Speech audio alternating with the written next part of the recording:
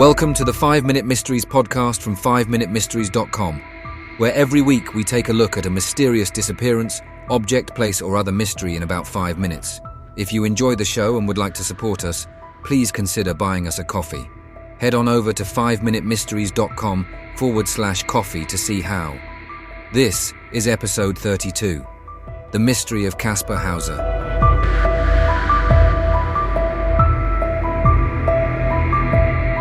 The mystery of Kaspar Hauser is one of the most perplexing unsolved enigmas of the 19th century. In 1828, a teenage boy appeared in Nuremberg, Germany, with no apparent knowledge of the world beyond his immediate surroundings.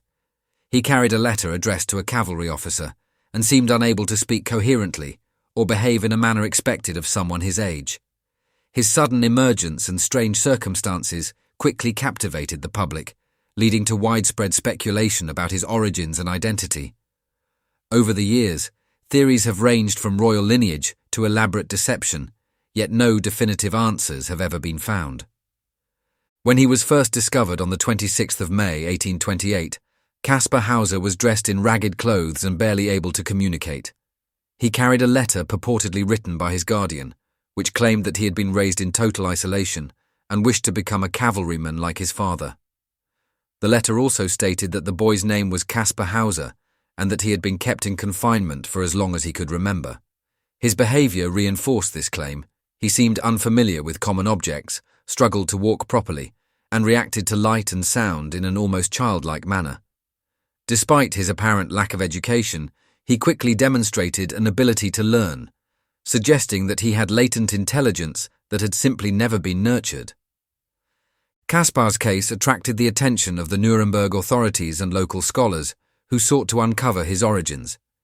He was taken in by a local schoolmaster, Georg Friedrich Daumer, who attempted to educate him and integrate him into society. Under Daumer's care, Kaspar displayed an unusual sensitivity to his environment, with a seemingly heightened sense of taste, smell, and hearing. He also claimed to have spent his early life locked in a small dark room, deprived of human contact apart from a mysterious man who would occasionally provide him with food and water. These accounts only deepened the mystery as they painted a picture of a boy who had been deliberately hidden away for reasons unknown. Speculation about Kaspar Hauser's identity soon spread across Europe. Some believed that he was the rightful heir to the Grand Duchy of Baden, having been switched at birth and replaced with a dying infant to prevent his legitimate claim to the throne. According to this theory, Kaspar had been secretly imprisoned to ensure that he could never challenge the ruling family. While this idea gained traction among certain factions, no concrete evidence ever emerged to support it.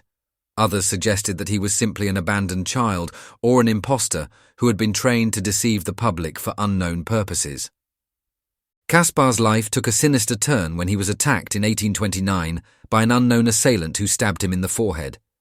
He survived the attack, but was left shaken, reinforcing the belief that someone was trying to silence him. He later moved to Ansbach, where he was placed under the supervision of Lord Stanhope, a British nobleman who had taken an interest in his case. Despite Stanhope's initial enthusiasm, he eventually became skeptical of Kaspar's story, believing that the boy was a fraud who had fabricated his past for attention and financial support. This shift in attitude further muddled the already complex narrative surrounding Kaspar's origins. The mystery deepened in 1833 when Kaspar was fatally stabbed in the chest. He staggered back to his residence and claimed that he had been attacked in the Hofgarten, a local park. He succumbed to his injuries 3 days later, leaving behind more questions than answers. Some suspected that he had staged the attack himself, accidentally inflicting a mortal wound, while others believed that he had been murdered to keep his true identity from being revealed. A blood-stained purse found near the scene contained a cryptic note written in mirror writing, allegedly from his attacker, which only added to the confusion. In the years following his death, forensic and historical investigations have attempted to determine the truth behind Kaspar Hauser's origins. Modern DNA analysis has been conducted on samples believed to be connected to him, but no definitive link to any royal family has been established. The lack of concrete evidence has allowed the legend of Kaspar Hauser to persist, with theories continuing to circulate about who he really was and why he was treated in such an unusual manner.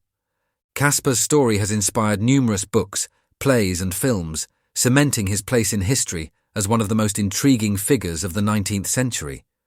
Some view him as a tragic victim of political intrigue, while others see him as a clever manipulator who fooled an entire generation.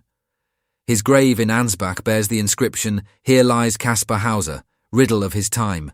His birth was unknown, his death mysterious." Despite the passing of nearly 2 centuries, the mystery of Kaspar Hauser remains unsolved.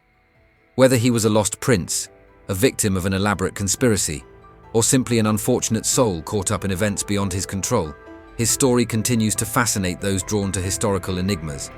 His case serves as a reminder of how easily truth can be obscured by speculation, and how some mysteries, no matter how thoroughly investigated, may never be fully explained. I hope you enjoyed that episode of the 5-Minute Mysteries podcast from 5minutemysteries.com. If you did, why not leave us a review wherever you get your podcasts? And don't forget to subscribe so you don't miss any future episodes. If you would like to support us more directly, please consider buying us a coffee. Head on over to 5minutemysteries.com/coffee to see how. Also, please check out our other 5-minute podcasts. You will find them all at 5minuteproductions.com. Thanks for listening, and I'll see you next time.